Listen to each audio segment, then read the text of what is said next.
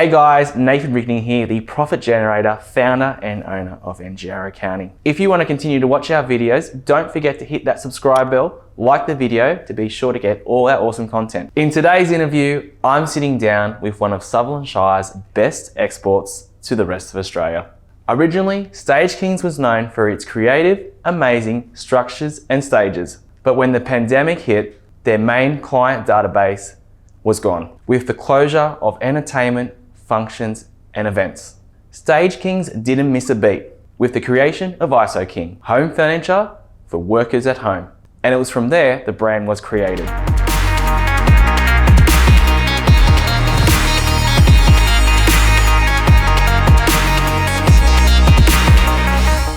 Jeremy Fleming and his wife Tabitha started Stagekings in 2015. Jeremy has a long background in staging and events, but before that he had a life in carpentry and scaffolding. Tabitha has over 15 years in the event industry, spending that span of time working with Sony, EMI and Universal.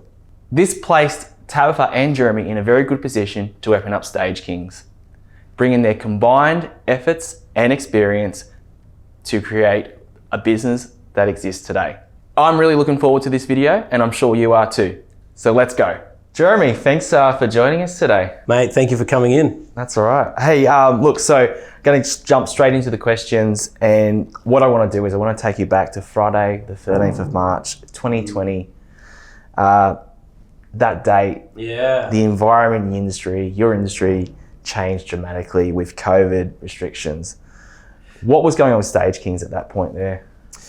Well, yeah, that was a terrible day for the whole industry. We were in Melbourne building Ninja Warrior at the time. We had Ninja Warrior going on, and also the Formula Ones. We built a set piece for Robbie Williams' World Tour down there. And it was that afternoon on Friday the 13th, we were all huddled around a mobile phone watching the Prime Minister do a press conference, and it was at that press conference that he said that all public gatherings of over 500 people were going to be banned. Which is pretty much everything we do. So that instantly changed everything that was coming up. Well, I think so many people went through so much at that point. So, okay, so at what point then, and I want to talk about IsoKing. At what point did IsoKing, when was it born? And how did you come up with this concept? Well, yeah, look, it was a really wild ride from Friday the 13th. Mick and I jumped on a plane straight back to Sydney that night. We were due to be down there for the events, and of course they got cancelled. Formula Ones got cancelled as they were opening the gates, which was a crazy, crazy time. So we just came straight back to Sydney, started to work through what could we possibly do. And so from Friday the 13th to the following Friday the 20th, we worked through a bunch of ideas. We designed up these testing facilities for hospitals that could be built in their car parks, and COVID testing for shopping centre car parks, and all these temporary buildings. And we reached out to Carmelo, our local mayor at the time, and all the hospitals around Sydney, and no one was quite at that level yet. The event industry had been hit. Really, there wasn't, no one else had really started to see the effects of it. But we knew that overseas was a little bit ahead of us. So we got on the phone, we were talking to people all around the world. It's a very small industry, the event industry worldwide. So we were talking to guys in the US and the UK and throughout Europe. And it was a conversation that we had with a guy in Ireland who used to actually work for us out here. He started a production company over there, and he said, look, we've got nothing, we're thinking about making some furniture. And that's what flicked the switch in me. And I messaged Mick the Sunday after everything shut down and said, I reckon we should be making work from home office desks. You know, at the time, everyone was now having to work from home. Within that week, whole industries of people were working from home. So we thought that was the way to go. It's really good that you had that foresight as well, because I remember when that date happened, I think a lot of people thought, oh, this is just a 2-week thing, we'll be right. Exactly. We'll be back. And so much emotion was going through at that time. So to clearly think and come up with a concept where you could pivot, where you could have been back on, what you were doing 2 weeks later, or that thought of that happening is... Yeah, no one had any idea what was going to happen. You're exactly right. And the event industry as a whole kind of just stopped and were waiting. And so it was great that we could come up with something to actually keep people busy again, which was was great. You then diversified further, looking into other solutions that IsoKing could make from homewares and IsoKing corporate.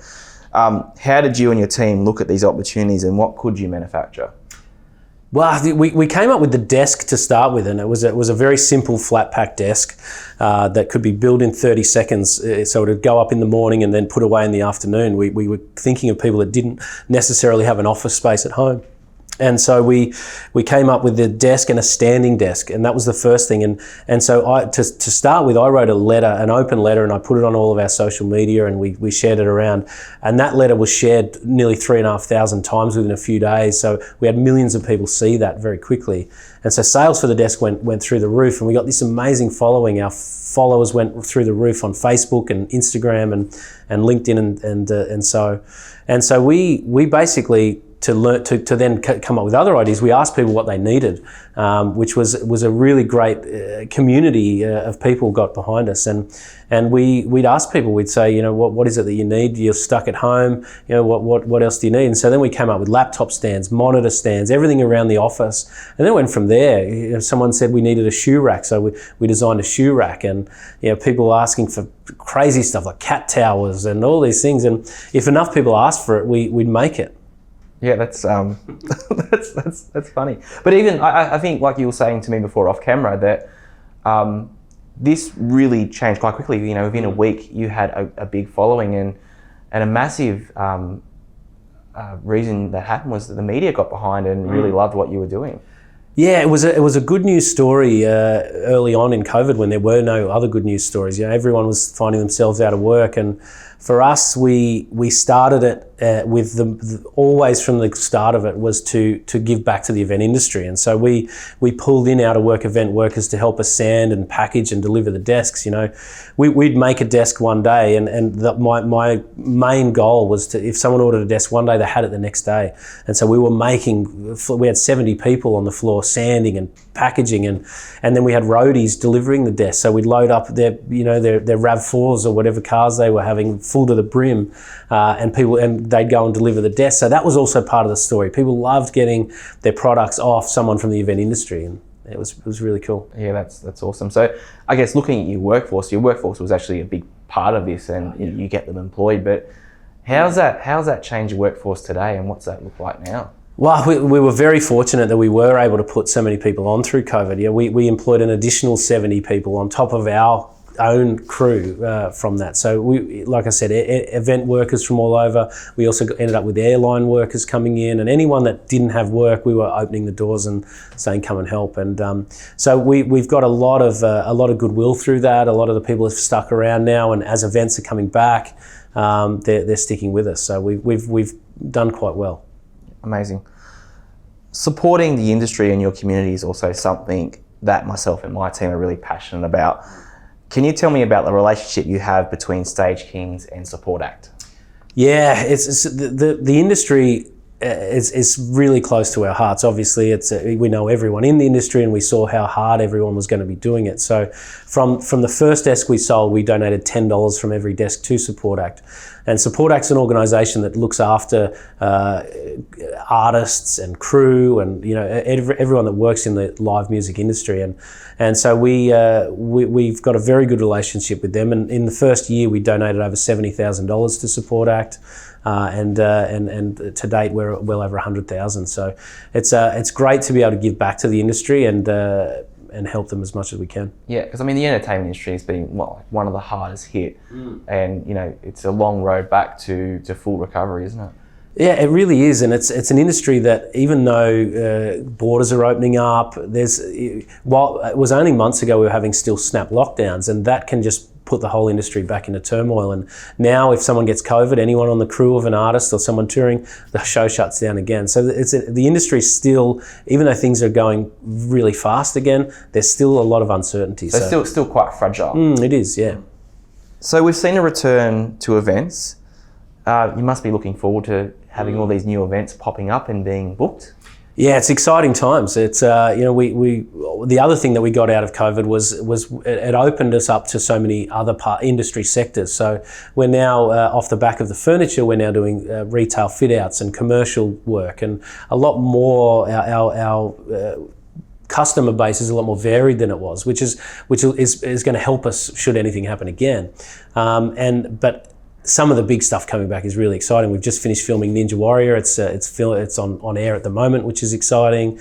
There's a lot of big tours coming up at the end of the year, and we've doing now a lot of high-end brand work. So we've done some amazing structures for the likes of Moet and Chandon and Dior, and some really great stuff. Yeah, I mean, you think of Stagekings, you just think of, like you said, like Robbie Williams concert, something like that, like an artist that, you know, you hear on the radio. But, you know, Stagekings is so much more than that. I mean, what is the most wackiest and creative structure that you guys have built?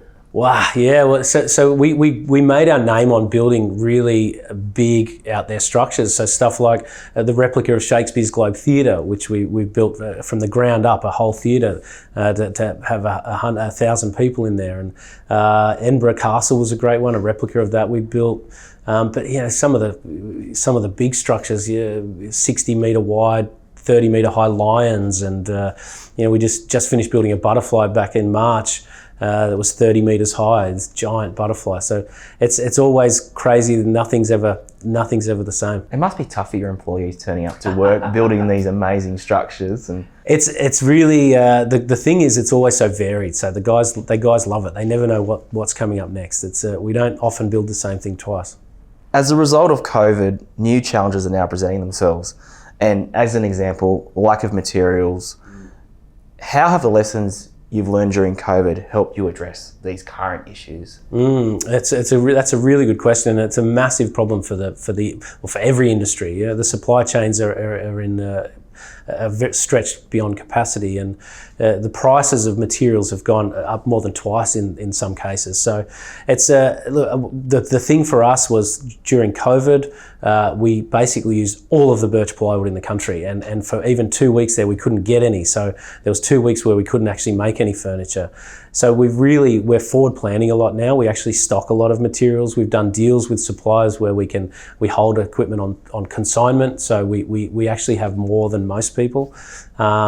And that's come through how much materials we used through COVID. So we're fortunate there. It's just a lot of forward thinking and unfortunately price increases. Right. So I mean, I can see even like really understanding your margins, your numbers, and I mean that must be a big piece of your business as well. Like especially these radical changes in material costs and even probably even labour. I mean, labour would have increased too with shortage of people. Yeah. Look, everything's up, and with CPI the way it is, we've got to consider that with our staff and increasing their wages to cover costs. And it's some of the costs we really can't just absorb. You know, insurances are up 10x. Electricity's gone up 300% in the last few weeks. So these are all we're being very open with our customers as well, and we're actually listing on quotes now an insurance levy and an electricity levy just to cover those costs. Yeah. So Stagekings, what's next installed for you guys? Stagekings is growing greatly. It's through COVID we've experienced PR like you couldn't buy, so it's really helped us to grow. And off the back of that, we've moved into these new premises. We've taken over a 5,000 metre shed when we used to have 1,800 metres. We're growing in different areas, so we've actually also brought a steel company. So we're doing steel fabrication now in-house.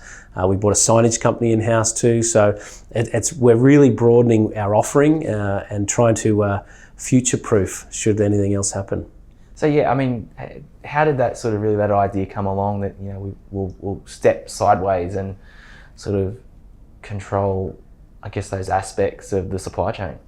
We really, cause when COVID hit, it affected everyone so much. We've really tried to think about what we need should something else come up, and really we've those other companies, they were two of our big suppliers, and we've thought if we bring them in house, it's more of an offering we can make to our customers. It's a broader customer range, and really it's all about future proofing and being ready should something happen again. Smart move.